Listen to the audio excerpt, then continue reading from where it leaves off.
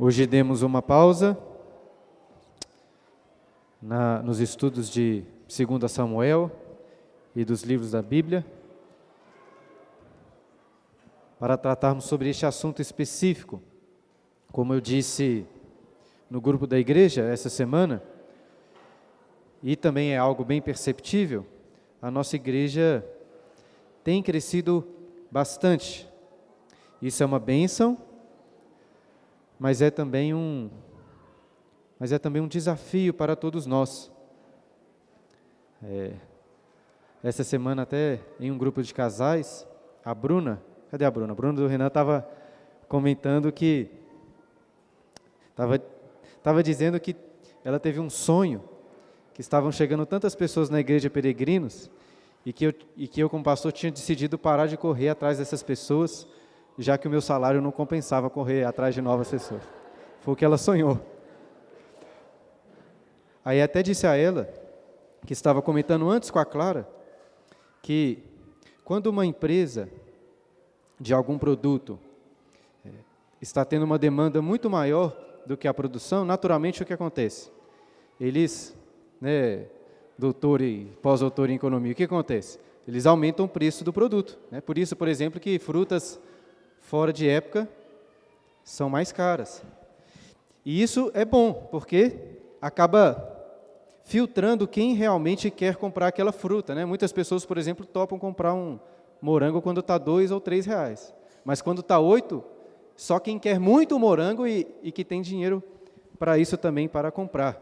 Portanto, se seguíssemos essa lógica aí do trabalho do Humberto lá, se a igreja fosse uma empresa, a gente podia aumentar o dízimo, já que ela está crescendo, passar a cobrar uns 15%, uns 20%, e aí dessa forma a igreja daria uma desacelerada e viriam para cá somente as pessoas que querem, realmente querem. Mas enfim, claro que tudo isso é uma brincadeira, A igreja não é uma empresa, nós não vendemos nenhum produto e nós também não vamos cobrar nada das pessoas. E é por isso que não adianta ter essas ideias. Precisamos, continuamos com essa bênção, mas com um desafio para todos nós, de vermos a igreja crescendo. E o que fazer então? Pensando em um médio e longo prazo, acho que como igreja temos dois principais motivos de oração. Um deles, como foi falado na reunião de oração, é a compra de um lote e a construção de uma igreja um pouco maior, porque aí poderíamos ter um pouco mais de comodidade e aceitar outras pessoas aqui na igreja. Mas o outro motivo de oração é pela plantação de novas igrejas. Uma das coisas que nós temos muito bem estabelecida no conselho, de forma unânime, é que não temos o desejo de nos tornarmos aqui uma igreja muito grande, com mais de 250 membros. Eu imagino que, se isso acontecer, e quando acontecer, de nossa igreja estiver chegando assim perto de uns 200 membros, hoje nós temos cerca de 150, contando com as crianças.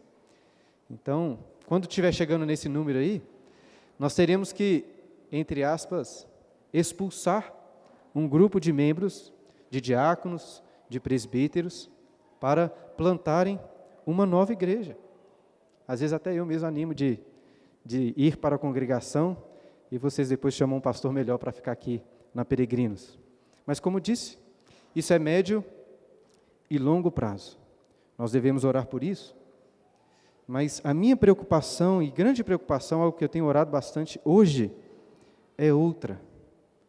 Tenho pedido muito a Deus que dê sabedoria para a nossa igreja, para que a igreja consiga receber bem essas novas pessoas que estão se achegando. Porque não é tão fácil crescer de forma bíblica, saudável. Se a igreja é um corpo, então lembre-se do corpo de alguns adolescentes quando estão crescendo, que crescem assim muito rápido, meio desengonçados, com tamanhos muito desproporcionais de alguns membros em relação aos outros, E não é ideal que a igreja cresça dessa maneira.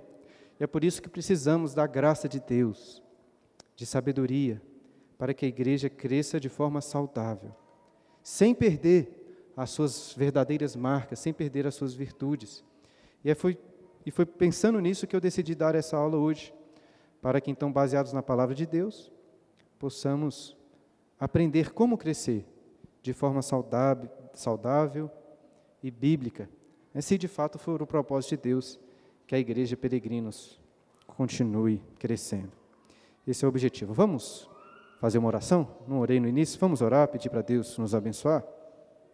Pai Santo, te agradecemos por esse dia, mais uma vez, por essa aula, pela bênção que o Senhor nos tem dado nessa igreja, e pedimos que nos abençoes nessa aula, para que possamos, diante da Tua palavra, aprendermos sobre a igreja, sobre a comunhão, sobre a unidade. Em nome de Jesus, amém. Quero convidá-los, para iniciar, como coloquei ali no título, abrirem suas Bíblias lá em Atos capítulo 2. Atos capítulo 2, versículos 42 a 47. Meu objetivo não é expor esses versículos, até porque não estudei eles profundamente, mas meu objetivo hoje é bem prático. Eu quero destacar aqui alguns princípios evidentes nesse texto que vamos ler, e também contando vez ou outra com outros textos bíblicos para apresentar alguns princípios aos irmãos. Atos capítulo 2, a partir aí do versículo 42, diz assim a palavra de Deus: E perseveravam na doutrina dos apóstolos e na comunhão, no partir do pão e nas orações. Em cada alma havia temor, e muitos prodígios e sinais eram feitos por intermédio dos apóstolos. Todos os que creram estavam juntos e tinham tudo em comum. Vendiam as suas propriedades e bens, distribuindo o produto entre todos, à medida que alguém tinha necessidade. Diariamente perseveravam unânimes no templo, partiam pão de casa em casa e tomavam as suas refeições com alegria e singeleza de coração, louvando a Deus e contando com a simpatia de todo o povo. Enquanto isso, acrescentava-lhes o Senhor dia a dia os que iam sendo salvos. A primeira coisa que gostaria de destacar está aí no final do versículo, o último versículo que lemos, versículo 47. Enquanto isso, acrescentava-lhes o Senhor dia a dia os que iam sendo salvos. Então, se a nossa igreja está crescendo com os que estão sendo salvos, ou até mesmo com aqueles que estão sendo transferidos de outras igrejas, o fato é que Deus é o Senhor da igreja. É Ele que faz a igreja crescer. Tem uma frase muito famosa de Martim Lutero, quando estava explicando sobre o seu papel durante a Reforma Protestante. Não sei se vocês já ouviram. Lutero disse assim: Eu me opus às indulgências e aos papistas, mas nunca pela força. Eu simplesmente ensinei, preguei e traduzi a palavra de Deus. Fora isso, não fiz nada. E enquanto eu dormia e bebia cerveja de Wittenberg com meus amigos Philipp e Emsdorf, a palavra fez tudo. A palavra fez tudo. Veja, por causa do seu ministério, Lutero havia se transformado em uma figura muito popular, tanto entre seus inimigos como entre aqueles que o amavam.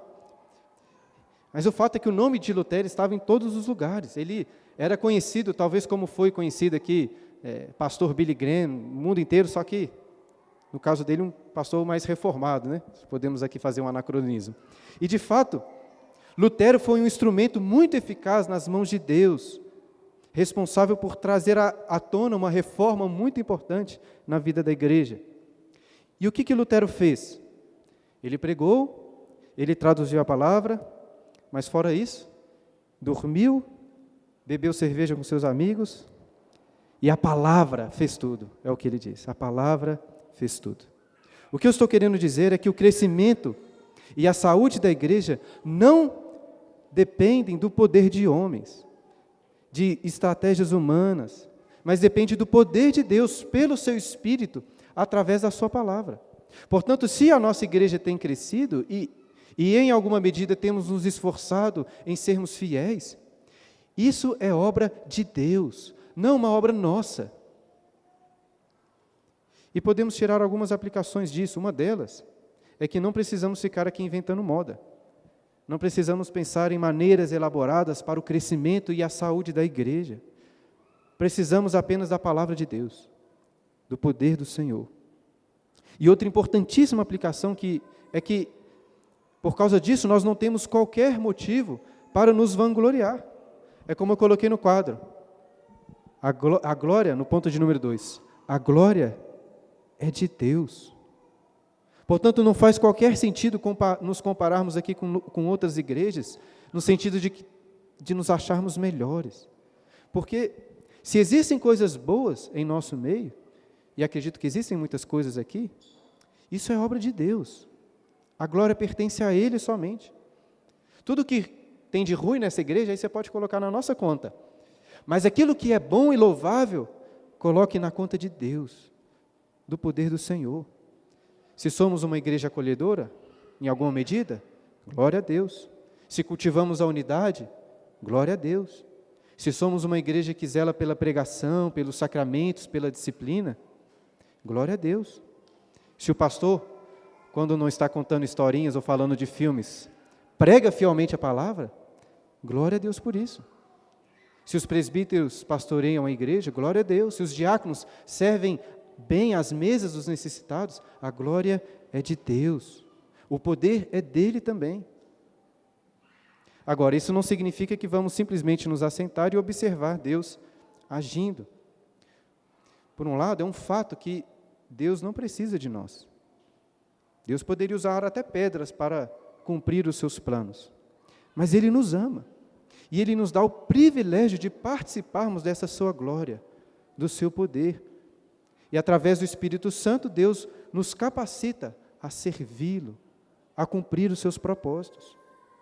Inclusive, pela sequência do texto aí que nós vemos, que nós acabamos de ler em Atos, você vai perceber que a comunhão da igreja é um instrumento usado por Deus para salvar as pessoas. É a comunhão que leva a essa conclusão final, que acrescentava-lhe novas pessoas, né? Deus acrescentava novas pessoas à igreja. Até coloquei esse terceiro ponto aqui no quadro. Acho que você pegou a ideia, né? Aqui nós temos um esboço da aula, para ajudá-lo a ir acompanhando os pontos pelo qual eu vou passar. Mas veja bem, essencialmente, a obra de salvação é obra do Espírito Santo no coração de uma pessoa. Mas o Espírito não atua de uma forma independente. Por exemplo, o Espírito usa da razão, com argumentos levantados por crentes, para levar uma pessoa a crer no Evangelho. O Espírito usa das nossas emoções também. E o que eu estou querendo mostrar agora é que o Espírito usa da comunhão, da alegria da igreja em estar unida, para salvar outras pessoas. Na prática, o que eu estou querendo dizer é o seguinte: os seus vizinhos, os seus colegas de trabalho e as outras pessoas devem olhar para o que nós temos aqui na igreja, a comunhão, a unidade, o amor, e dizer: é isso o que eu quero para a minha vida. Claro que não basta querer isso, né? Não tem como fazer parte da igreja sem antes se arrepender dos seus pecados e crer no Evangelho. E nem fazemos parte da igreja apenas por causa da união da igreja. Ainda assim, creio que a união da igreja é um dos meios que Deus utiliza para salvar pessoas. Portanto, se queremos que a igreja Peregrinos cresça de maneira saudável, fiel, devemos confiar no poder de Deus, na glória dele, ao mesmo tempo em que nos esforçamos para sermos instrumentos afiados nas mãos do Senhor. Dessa forma, um dos principais objetivos dessa aula é mostrar que o crescimento da nossa igreja, como coloquei ali na segunda parte, é um desafio não para o pastor, simplesmente, nem para os presbíteros e diáconos da igreja. Este é um desafio para toda a igreja, para todos vocês. Domingo passado a gente ficou meio assustado com tanta gente que tinha no culto, mas isso, irmãos, é um desafio para toda a igreja. E dessa forma, você vai perceber que um objetivo secundário e meu, pessoal, de dar essa aula, é de meio que tirar um pouco aqui o meu corpo fora, de falar que não é um desafio para o pastor. Em outras palavras, o que eu estou querendo fazer é justificar a minha incapacidade de acompanhar mais de perto todos os irmãos da igreja. Até de fazer isso como eu conseguia fazer quando a igreja tinha 50 pessoas apenas. É claro que não é porque eu não quero isso. E nem é porque eu não ganho dinheiro suficiente, né, como a Bruna sonhou lá. É assim porque eu não consigo simplesmente acompanhar 150 pessoas da mesma maneira que eu acompanhava 50 pessoas. Por um lado, a gente pode dizer que isso é ruim. É ruim. Eu mesmo lembro aqui com um pouco de nostalgia dos tempos da nossa congregação.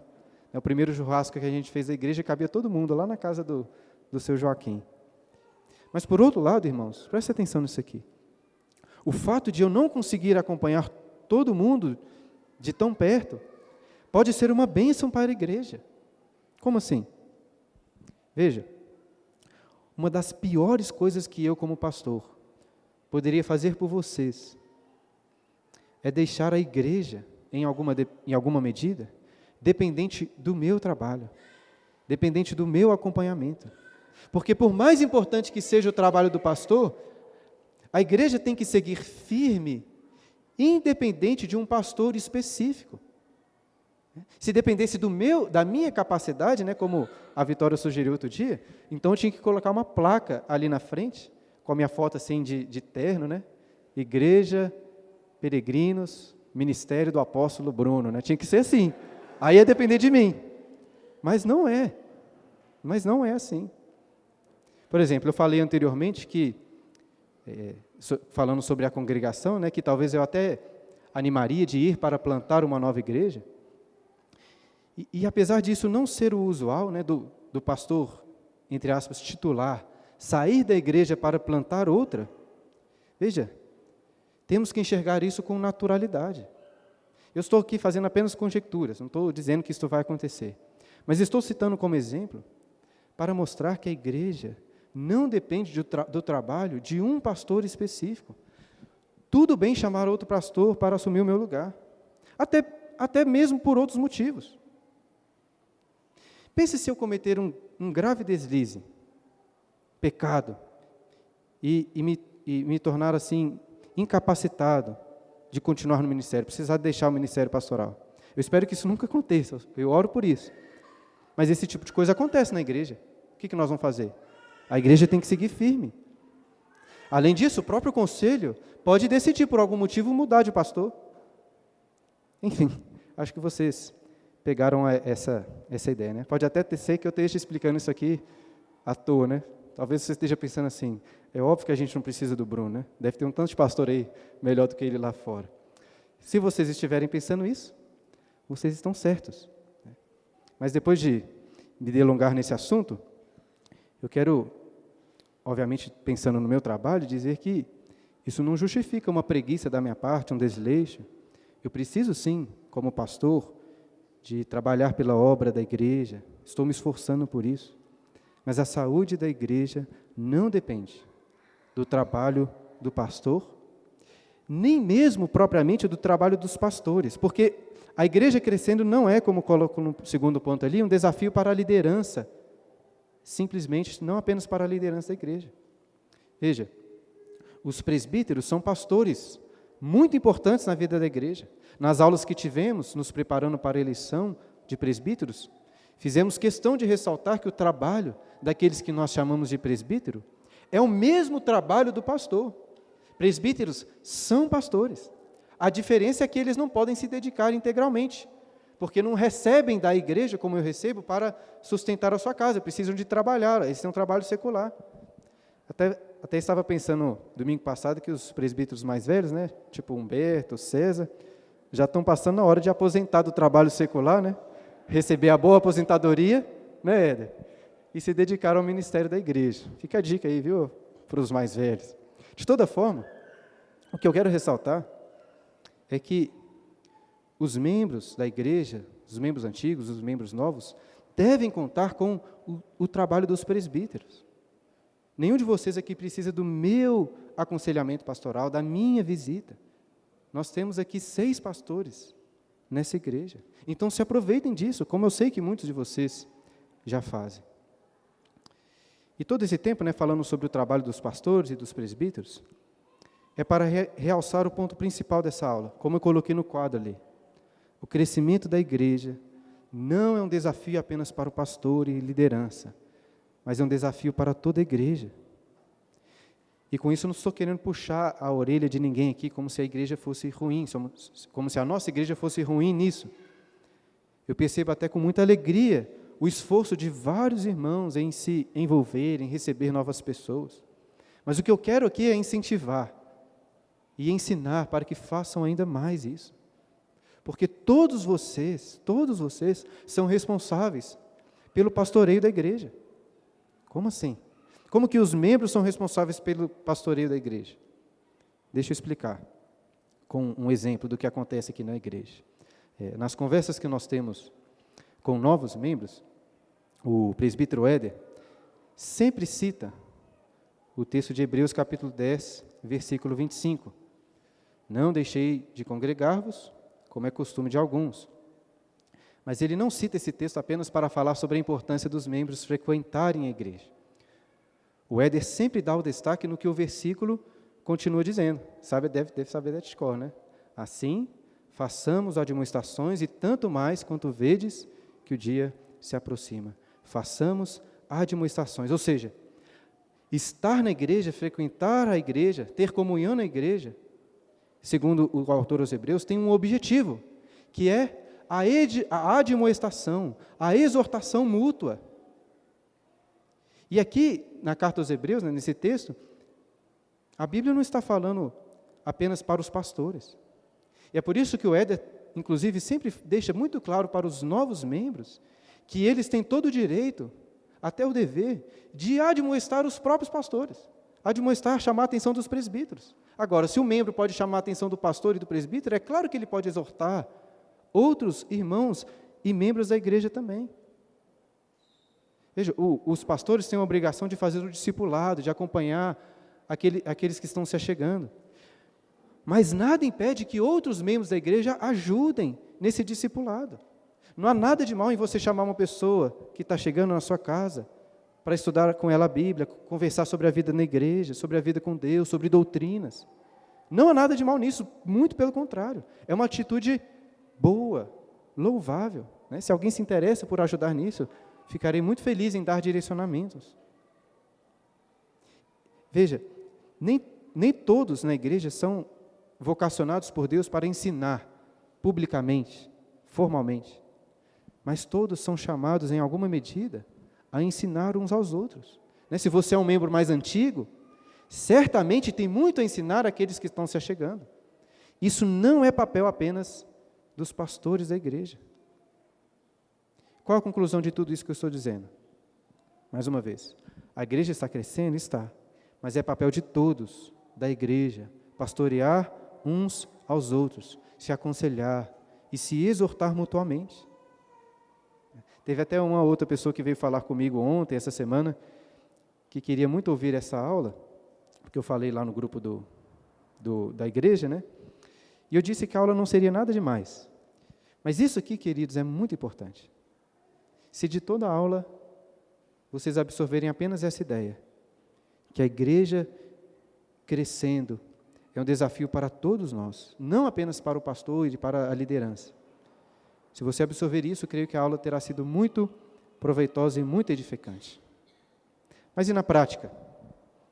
Como devemos nos envolver com toda a igreja, com novos membros? Eu quero gastar o restante da aula nessa parte final do quadro, discutindo como na prática podemos fazer isso. A igreja, lá em Atos capítulo 2, no texto que lemos, também estava crescendo muito. Podemos aprender com eles. Então, como já tem tempo que lemos o texto, eu queria convidá-lo a abrir novamente, no mesmo texto que nós já lemos. Vamos lê-lo todo novamente, para aprendermos na prática agora com estes nossos irmãos do passado. Atos capítulo 2, versículo 42. Vou ler novamente. E perseveravam na doutrina dos apóstolos e na comunhão, no partir do pão e nas orações. Em cada alma havia temor, e muitos prodígios e sinais eram feitos por intermédio dos apóstolos. Todos os que creram estavam juntos e tinham tudo em comum.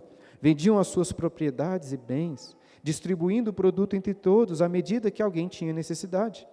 Diariamente perseveravam unânimes no templo, partiam pão de casa em casa e tomavam as suas refeições com alegria e singeleza de coração, louvando a Deus e contando com a simpatia de todo o povo.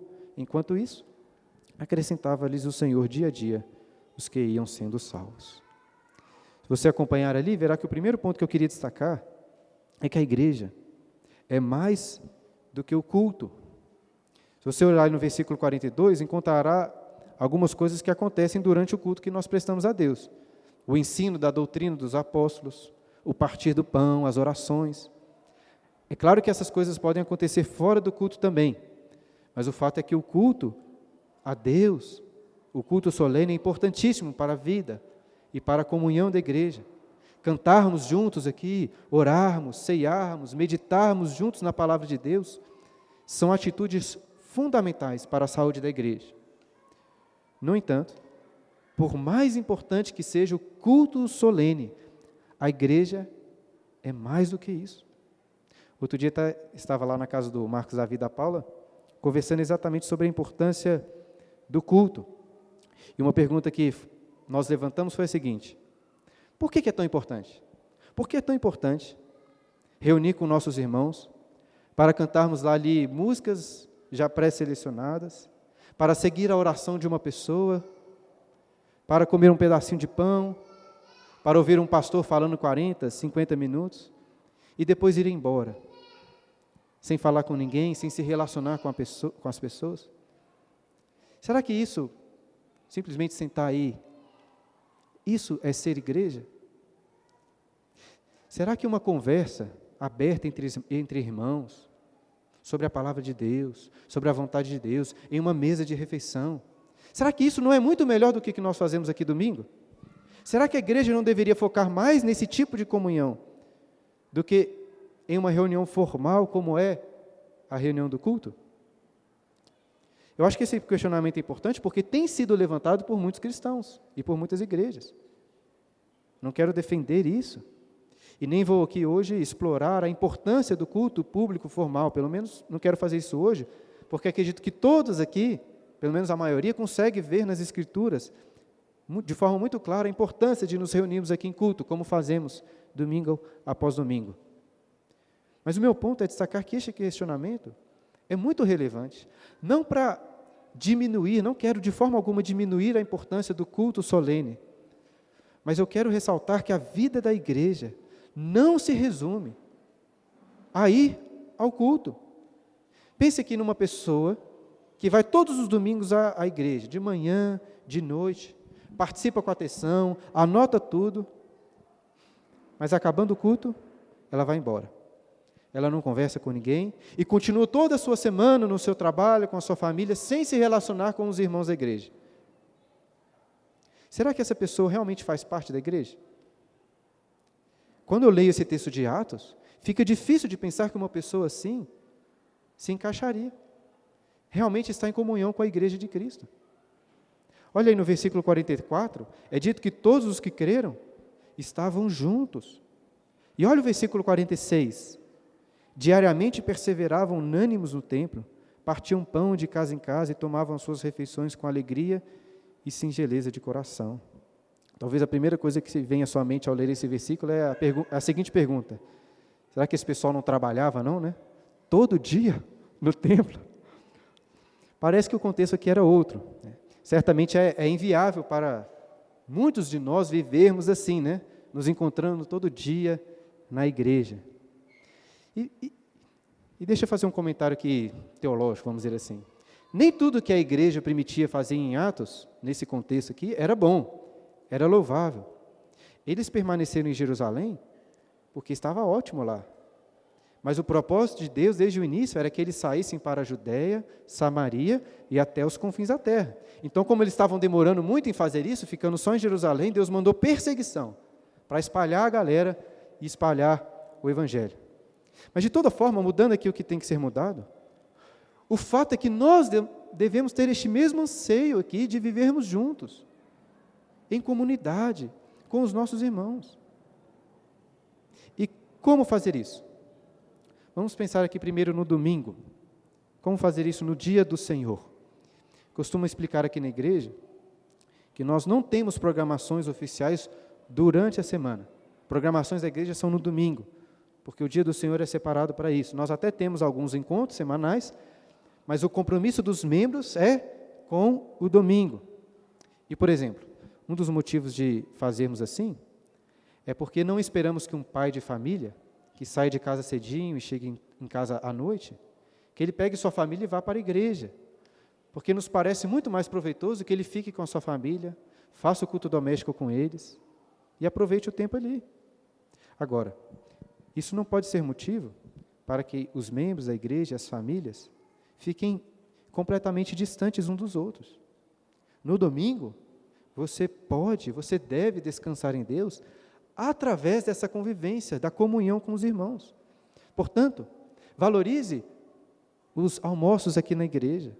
Estou dizendo que você precisa vir sempre, mas se programe para participar às vezes, se possível.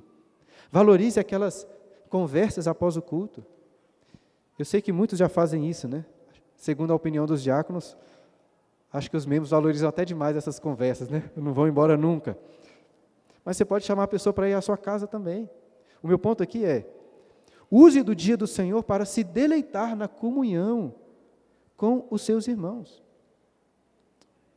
Mas além disso, eu quero que nós nos lembremos aqui daquilo que aprendemos com a aula do presbítero César sobre o domingo, para que aproveitemos esses instantes juntos com conversas edificantes. Conversas edificantes. Porque, infelizmente, gastamos muito tempo com trivialidades, jogando conversa fora. Não é porque de vez em quando eu cito um filme, alguma coisa assim, que isso é o assunto principal para você conversar. Não é o ponto central. E veja, eu não estou propondo aqui que após o culto, você deva sentar ali num canto com seus amigos, abrir a Bíblia e ficar lendo. Não é isso. Mas se esforce para puxar conversas edificantes. Tanto sobre a vida das pessoas, sobre as suas lutas, sobre as suas alegrias, como sobre teologia também.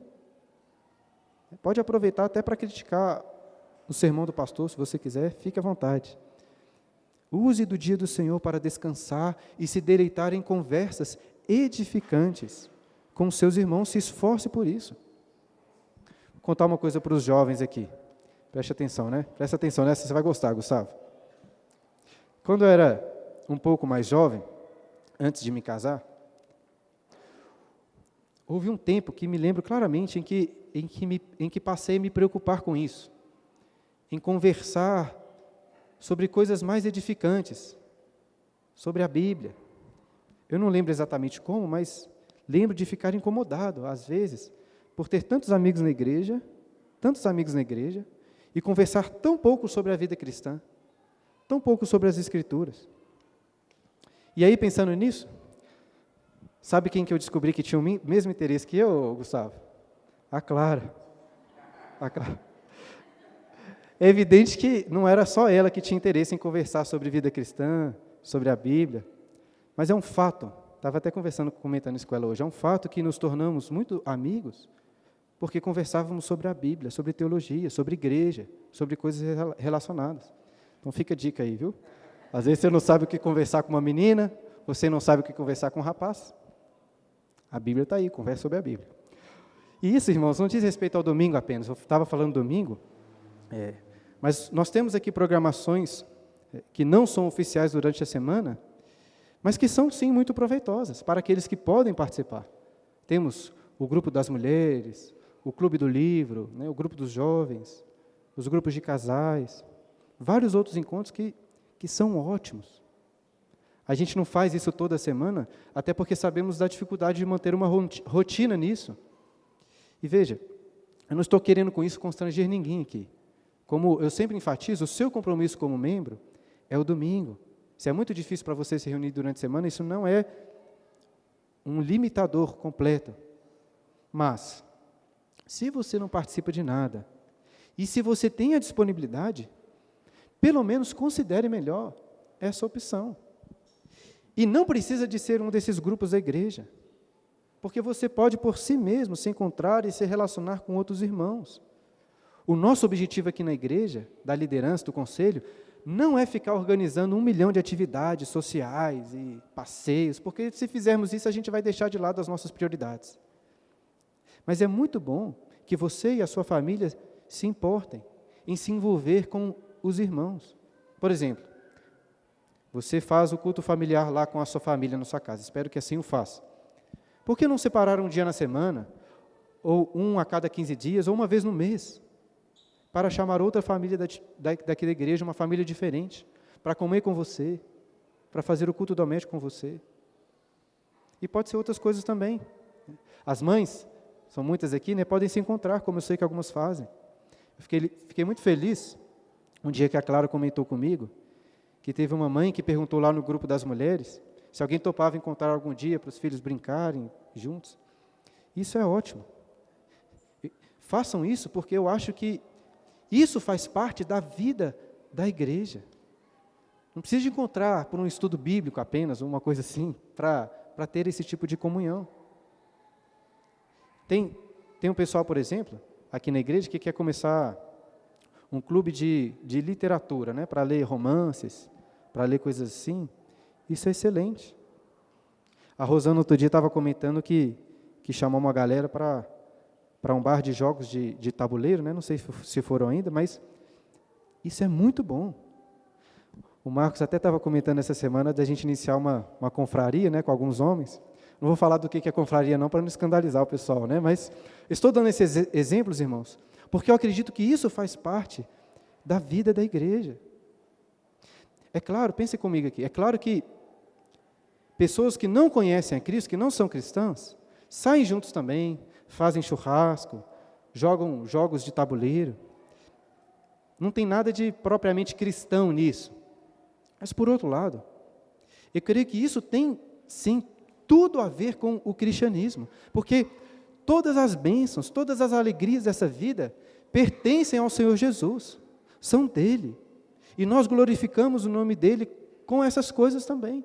Não é à toa que o apóstolo Paulo diz lá aos Coríntios, quer comais, quer bebais ou façais qualquer outra coisa, façais tudo para a glória de Deus, fazei tudo para a glória de Deus. E é por isso que, por exemplo, quando fazemos aquele acampamento da igreja, nos encontramos no sábado, a gente ora em gratidão ao Senhor por aquele dia, por aquele momento, mas a gente não tem um momento de culto lá, como se para reunir a igreja tinha, toda vez que a igreja tem que reunir, tem que ter um culto.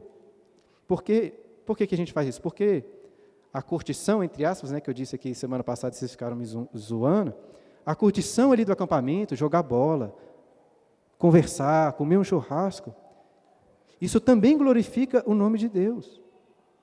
Isso é bom. E ao se relacionar com outros irmãos da igreja, o que vai acontecer?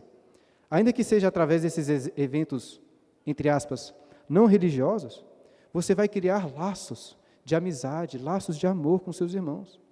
Lembrando, claro, daquilo que eu disse anteriormente sobre conversas edificantes.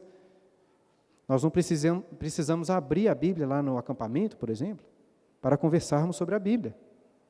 É sempre bom conversar informalmente sobre aquilo que diz diretamente a respeito de Deus, a respeito da nossa vida com Deus.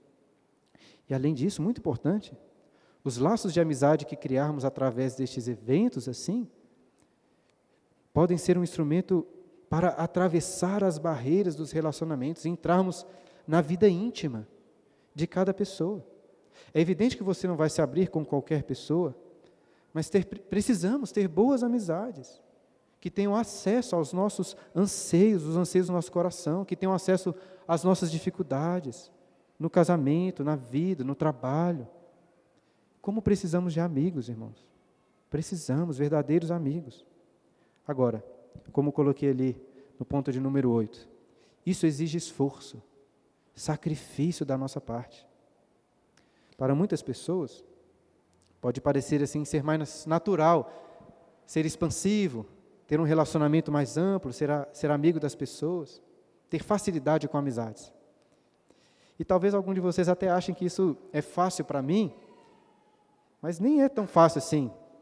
Depois você pergunta para minha mãe como que eu era criança, como que era uma criança assim, muito amigável, né? Conhece a Catarina aí, aquela alegria dela toda em conhecer novas pessoas. Eu era pior, eu acho. Mas de toda forma, o que eu quero mostrar é que sempre é necessário um esforço da nossa parte. Não vai ser simplesmente uma coisa natural, de repente sou amigo de todo mundo. Não é assim que funciona. Envolve esforço, sacrifício para criarmos bons relacionamentos. Quanto mais para criarmos amizades íntimas. Todo bom relacionamento leva tempo para se fortalecer, exige muita abnegação, muito esforço. É assim no seu casamento, não é? É assim com amizades também. Sempre se esforce por separar tempo para fazer amigos aqui na igreja, ou então para fortalecer os laços de amizade que você já tem com alguns amigos.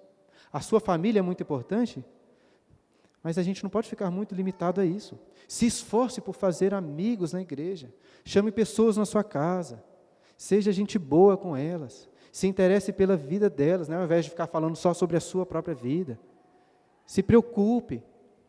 Ajude quando essas pessoas se precisarem. Se esforce. Se sacrifique. Ame de forma abnegada os irmãos da sua igreja. Porque através deste amor sacrificial e abnegado, você vai criar laços profundos de amizade. Era assim a amizade entre Davi e Jonatas. E uma das coisas que o texto de Atos, que nós lemos, diz no versículo 44, é que eles tinham tudo em comum. Tudo em comum. Não porque era um sistema comunista organizado pelos apóstolos, mas é porque o pessoal amava sacrificialmente um ao outro e abria mão dos seus próprios bens em favor dos seus irmãos. Nós falamos bastante sobre isso quando demos a aula sobre os diáconos. A igreja é chamada para viver uma vida em comum. A dificuldade do outro tem que ser a sua dificuldade também. É o que o apóstolo Paulo ensina lá em Romanos capítulo 12, versículo 15. Alegrai-vos com os que se alegram e chorai com os que choram. Inclusive, esse ponto tem que servir aqui como um apelo em favor da reunião de oração. É uma excelente oportunidade de conhecermos as alegrias e as tristezas dos irmãos, quando são colocados como motivo de oração e orarmos por eles. E caminhando para a conclusão, nosso tempo está dando, quero voltar ao ponto inicial dessa aula. Nossa igreja está crescendo bastante. Às vezes a gente fica assustado à noite aqui, na hora do culto. E claro, meu querido, que você não tem como ter um relacionamento próximo com todos. Mas de alguma forma, se queremos ser uma igreja fiel, saudável, todos da igreja, todos os membros têm que estar envolvidos. E é por isso que eu acho que é nosso papel dar uma atenção especial com aqueles que estão se achegando. Esse não é o papel do pastor propriamente. Eu até me esforço por isso, né? Quando acaba o culto, eu tento sair aqui pela tangente, para não deixar nenhum visitante ir embora sem eu cumprimentar. Mas não sou só eu que devo me preocupar com isso. E essa é das aplicações mais importantes aqui da aula. O fato da igreja estar crescendo é um desafio para todos vocês. É muito mais fácil, é muito mais cômodo continuar encontrando e conversando com aqueles que já são seus amigos. Mas faça um desafio, meu irmão, diante de Deus, de se relacionar com novos irmãos da igreja, pessoas que você não conhece. Eu sei que depende de quem está chegando também de se esforçar. Às vezes a pessoa vai embora e não tem como. Mas faça a sua parte. E no final do culto, procure conversar com quem você não conhece. Pegue o contato. Chame para sair juntos. Chame para se encontrar com outros irmãos da igreja. Conhecer novas amizades, isso fortalece. Se esforce por isso. Toda vez que alguém é recebido como membro aqui na igreja, eu falo. Se você nunca chamou o fulano para tomar um chá na sua casa, para tomar um café ou alguma coisa mais forte, chame ele. Independente do que for, a hospitalidade é fonte, irmãos, de grandes bênçãos. Estou até pensando em falar no próximo domingo só sobre a hospitalidade, mas eu não me decidi ainda, depois vocês podem falar o que acham. Mas o meu ponto é, dentro do possível, se for possível, seja hospitaleiro, chame pessoas na sua casa, tenha comunhão com seus irmãos, até mesmo com pessoas diferentes. Devemos aprender a viver assim. A nossa igreja, é muito evidente, está repleta aqui de famílias, um pouco mais jovens, com filhos pequenos. Muitas pessoas vêm até por verem isso na igreja. Mas isso não pode definir a igreja, isso não pode ser, entre aspas, o perfil da nossa igreja, porque pessoas solteiras, pessoas casadas com filhos mais velhos, pessoas casadas que não conseguem ter filhos, viúvas, idosos, todos devem estar unidos aqui em uma grande família. Inclusive, às vezes você não vai poder receber pessoas em sua casa, ser hospitaleiro por vários motivos, mas existem outras maneiras de se relacionar, encontrando em outros locais, mandando mensagens, ligando. Tem gente aqui na igreja até que fica trocando cartas. Várias maneiras de você se relacionar com irmãos. O ponto que eu gostaria de destacar é: não podemos aqui criar um clube da Igreja Peregrinos, de pessoas que são parecidas, que pensam tudo igual. A Igreja Peregrinos é a assembleia daqueles que estão unidos pelos laços do amor em Cristo. É isso que deve definir a nossa unidade e a nossa comunhão. E é com isso que eu gostaria de concluir. Se você puder, abra sua Bíblia lá em João capítulo 17. João capítulo 17. Comecei atrasado, né? Vou atrasar uns 5 minutinhos aí. João 17 é um capítulo bem famoso, porque registra aquela chamada oração sacerdotal de Jesus. É uma grande, uma bela oração que Cristo fez por todos aqueles que fazem parte da igreja. Nós não vamos ler todo o capítulo, mas quero chamar a sua atenção aí a partir do versículo 19. João 17, 19. Jesus então estava orando pelos seus discípulos e dizendo assim: e a favor deles, eu me santifico a mim mesmo, para que eles também sejam santificados na verdade. Não rogo somente por estes, mas também por aqueles que vierem a crer em mim, por intermédio da sua palavra, a fim de que todos sejam um, e como és tu, ó Pai, em mim, e eu em ti, também sejam eles em nós, para que o mundo creia que tu me enviaste. O ponto principal que eu quero ressaltar é o motivo de oração aí, da oração de Jesus, no versículo 21, olhe novamente. Versículo 21, ele pede para que Deus santifique todos os crentes com qual objetivo? A fim de que todos sejam um. Jesus está orando pela unidade da igreja, mas em seguida, ele diz algo que parece até inacreditável. A fim de que todos sejam um, e como és tu, ó Pai, em mim, e eu em ti, sejam também eles em nós. Vocês não acham isso aqui muito incrível? Jesus está associando a unidade da igreja com a unidade eterna da própria divindade, da Trindade, da união que Ele tem com o Pai mediante o Espírito Santo. E é mais do que isso. Não é simplesmente que os membros da igreja estão unidos, assim como Cristo e o Pai estão unidos através do Espírito. Jesus diz assim: também sejam eles em nós. Ao nos unirmos com Cristo, nos tornamos então parte de algo muito, muito mais grandioso do que podemos imaginar. Porque nos tornamos parte da união eterna, da própria Trindade. Porque estamos unidos ao Filho. E isso tem que fazer toda a diferença na forma como você se relaciona com o seu irmão. No Clube do Livro, estamos lendo um livro do C.S. Lewis chamado O Peso de Glória, e refletindo sobre o sentido da glória nos crentes do porvir, C.S. Lewis diz mais ou menos assim: você já parou para pensar que aquele crente, aquele irmão, que hoje nem parece muito interessante para você, vai se tornar alguém tão glorioso, que se você visse hoje, seria tentado a adorá-lo, a dobrar os seus joelhos. Pensar na atitude, pensar na plenitude de salvação dos nossos irmãos em Cristo, de como eles serão nos céus, certamente vai mudar a maneira de tratá-los aqui na terra. Mas é claro que a gente não precisa de pensar apenas na eternidade futura, porque, meus irmãos, Jesus já entregou a sua vida para salvar essas pessoas, para unir estes membros a Deus e ao corpo, e à igreja, e a você. Já parou para pensar nisso? Que Jesus entregou a sua vida por aquele irmão que você não se preocupa de nem saber qual é o nome dele. Que Jesus se humilhou no lugar dele. Que Jesus viveu uma vida de obediência no lugar dele. Que Jesus sofreu o inferno no lugar dele.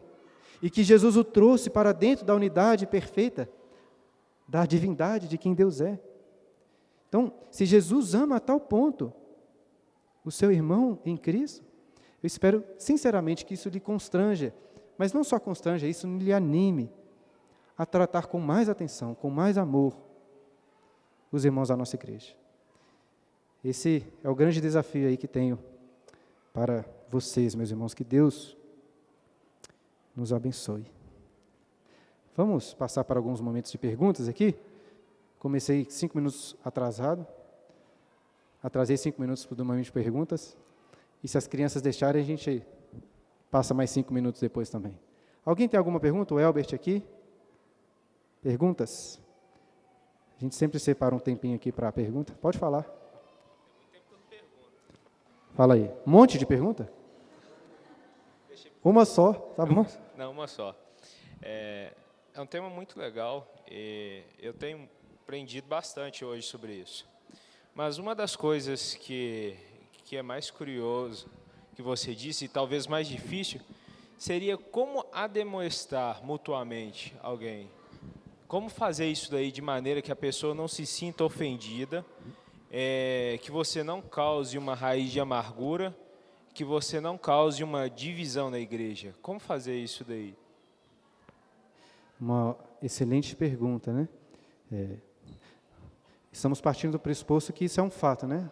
Igual o Éder sempre cita, aquele texto de Hebreus, isso é um dever de todos os irmãos, então nós temos que fazer isso. A pergunta do Elbert, então, é como admoestar, exortar, chamar a atenção dos outros.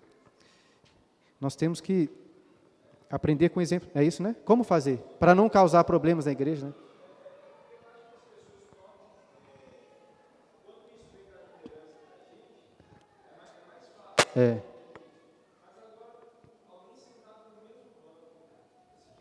Ah, entendi.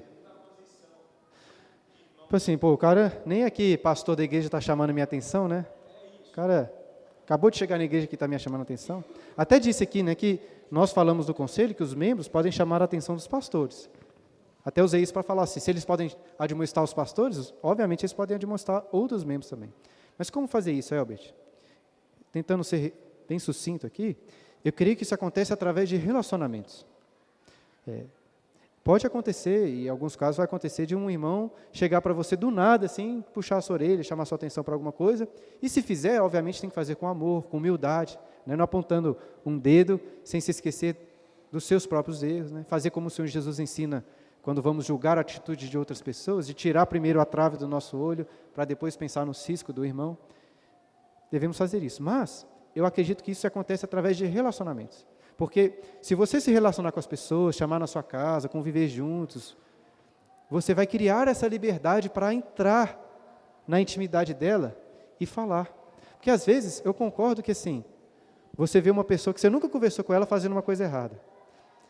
Talvez seja meio sem noção, sei lá, e exortá-la. Nem acho que é necessariamente isso que a Bíblia está falando para você fazer, não, né? Viu uma coisa errada, tem que ir lá, que eu sou um juiz aqui. Não é isso. Mas se você é amigo daquela pessoa, se você tem proximidade com ela, vai ser muito mais fácil, não é mesmo? De chamar a atenção dela, de exortar. Então, eu acho que a exortação mútua, a admoestação, vai ser mais uma consequência de uma amizade genuína, de um relacionamento. Por isso que o que eu tenho incentivado aqui é para que nós criemos esses relacionamentos. Fortalecemos essas amizades, esse contato, que aí vai ficar mais fácil. E claro, quando fizer, a admoestação fazer com todo espírito de mansidão, de cuidado, de amor, né? A Bíblia tem vários textos falando sobre isso aí, explicando. Mas, em resumo, seria isso. Eu acho que antes de admoestar, se esforce por se aproximar das pessoas. Ainda que você tenha que aturar, às vezes, algumas coisas chatas, né, que o pessoal faz, fica amigo e depois você chama a atenção do cara. Respondeu? Mais alguém? Perguntas? O Zé Luiz. José, qual que é o seu sobrenome, Zé? Zé Fi. José Filho Pinheiro? Pinheiro. Fala aí, Pastor, José. a Igreja Presbiteriana no Brasil, ela tem na sua Constituição que as sociedades internas ajudam a Igreja em tudo que o senhor falou aí, em muitas coisas. Qual é o posicionamento aqui da Igreja em relação às sociedades internas? Oficialmente, se eu não estou enganado, a nossa Igreja nunca conversou oficialmente sobre isso, né? No conselho, a gente não tem nenhuma posição assim, ó, tem ou não vai ter, etc. Né? Eu sei que as mulheres aqui da igreja são doidas para fazer uma SAF, né, mãe? O sonho delas é criar uma SAF aqui na igreja. Né? A Sheila aqui falou que queria ser a presidente da SAF. Mas tirando a brincadeira, José, de fato, o sistema, o nosso manual presbiteriano, incentiva muito as sociedades internas exatamente com esse objetivo que nós falamos aqui. E eu, pelo menos, por exemplo, cresci na primeira igreja. E sociedades internas sempre foram boas nesse sentido para mim. Me envolvi ali com as pessoas e tal. A nossa igreja, quando começou, né, nem fazia sentido pensar nisso. Até porque era uma igreja muito pequena, né? Eu acho que um perigo das sociedades internas é de, às vezes, nós segmentarmos a igreja. Em que sentido? Nós temos um grupo de jovens, um grupo de crianças, um grupo de casais, entendeu? Sendo que a igreja, eu acho que ela tem que funcionar mais como uma família. Então, por isso que eu acho que relacionamentos entre famílias e membros, de uma forma geral, é mais proveitoso. Mas isso não impede, viu, Zé, de nós fazermos, de nós criarmos grupos assim, de convívio entre jovens, entre casais, etc., entre crianças até. A dificuldade que eu tenho particular aqui, falando de forma particular, com a sociedade interna, é a burocracia. E às vezes, tipo assim, eu lembro, o Éder aqui foi muitos anos, né, presidente da mocidade lá da primeira igreja, e a gente, na época, até teve uma época, vou contar um babado para vocês aqui, tá, gente?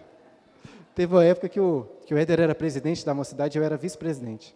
O Éder ficava me enchendo a paciência para ser mais animado nas programações e sei lá o quê. Eu falava assim, não, Éder, para que esse tanto de atividade e tal? Mas hoje acho que ele mudou de ideia.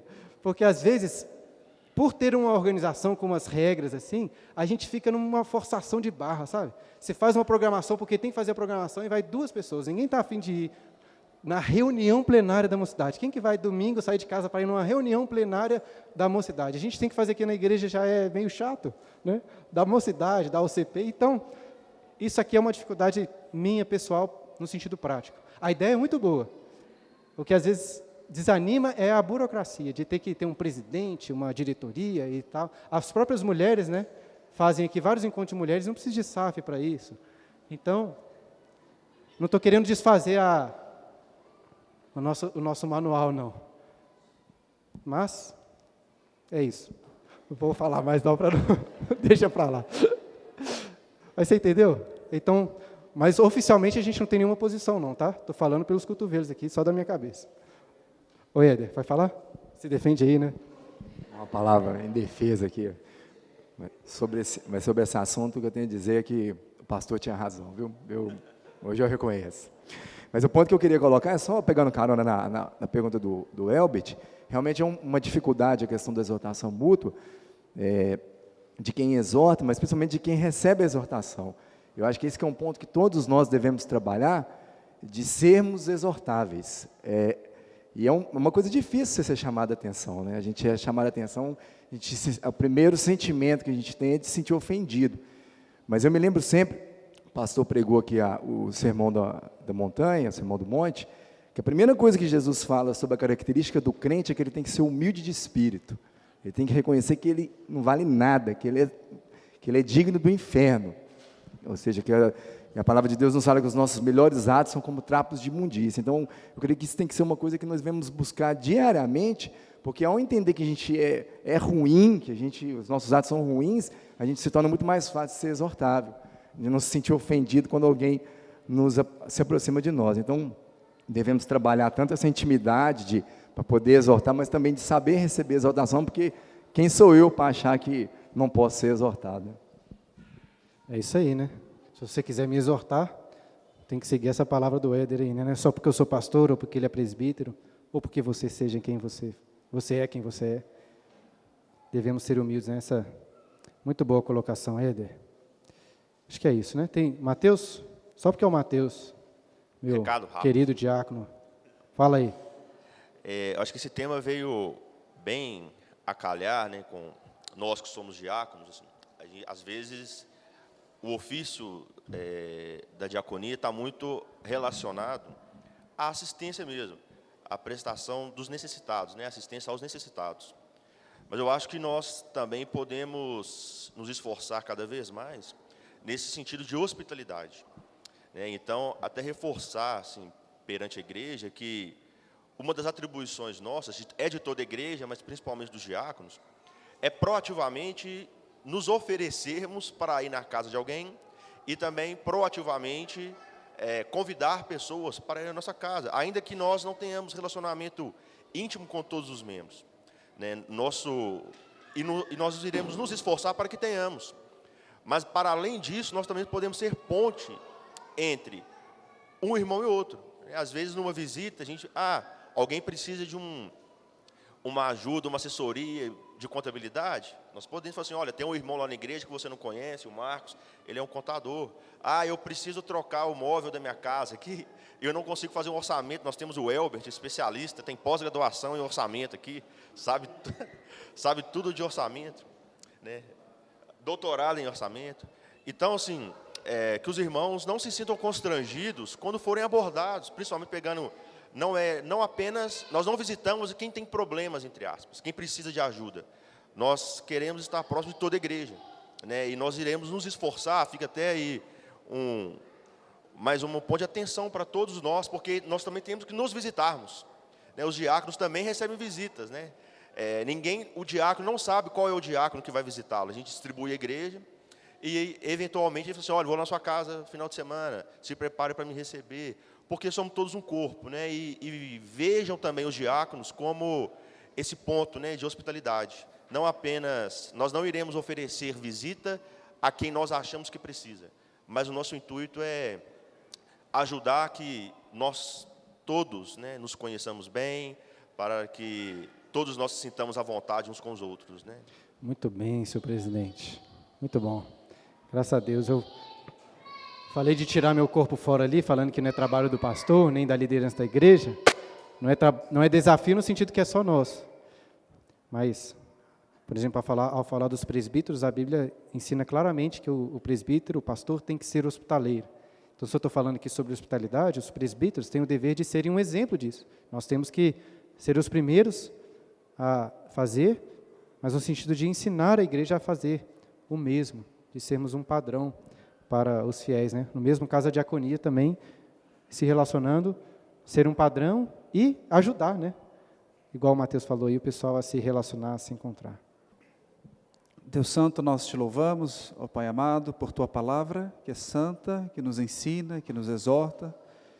Te agradecemos, ó Deus, por tudo que o Senhor tem feito na nossa igreja e por tudo que temos experimentado aqui, a bondade do Senhor. E pedimos, ó Deus, que o Senhor faça com que absorvemos esse ensino de hoje e que possamos, ó Deus, amar mais os nossos irmãos, acolher melhor, sermos mais hospitaleiros, fazendo o que o Senhor nos ensina, ó Deus, em Tua palavra. Que o Senhor possa unir ainda mais a nossa igreja, fazendo com que todos nós juntos amemos mais o Senhor. Guarda-nos, ó Deus, nos abençoe e nos conduza nesse domingo, dia do Senhor, para que possamos aproveitar cada minuto desse dia que o Senhor nos deu. Nós oramos em nome de Jesus. Amém.